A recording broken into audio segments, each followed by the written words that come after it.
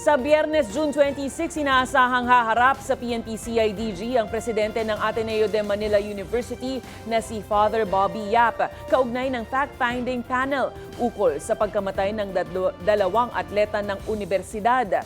Samantala sa hiwalay na investigasyon ng NBI, no-show muli ngayong Lunes si resigned Ateneo men's basketball coach Tab Baldwin. Ang balitang A to Z ni Naomi Almojano.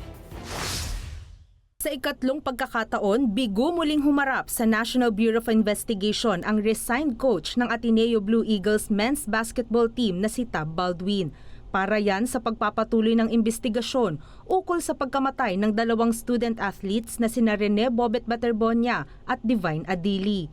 Ayon sa kanyang abogado, wala sa kondisyon si Baldwin kaya hindi siya nakapunta ngayong Lunes, June 22. June 16, hindi nakasipot si Baldwin dahil hindi rin magandang pakiramdam. No-show din ulit siya noong June 19 dahil kasabay naman ito ng sabpina ng Philippine National Police Criminal Investigation and Detection Group.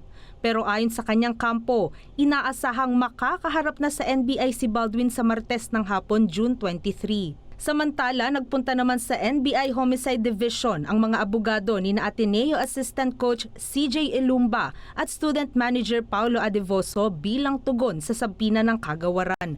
Hindi na muna nagbigay ng pahayag ang mga abogado, sa halip, hiniling ng abogado ni Adevoso na payagan siyang humarap sa NBI sa June 24, Miyerkules. Sa Talacogon, Agusan del Sur, dagsa pa rin ang mga nakikiramay at nagbibigay pugay sa kanilang yumaong kampyon na si Baterbonia. Sa naturang bayan din sa June 24, nakatakda ang libing ng naturang 2025 palarong pambansa MVP. Ngayong Lunes naman, pauwi na sa Nigeria ang mga labi ng yumaong si Adili.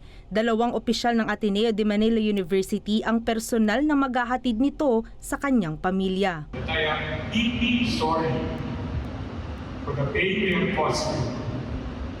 Our intentions were meant for good, but they were inadequate.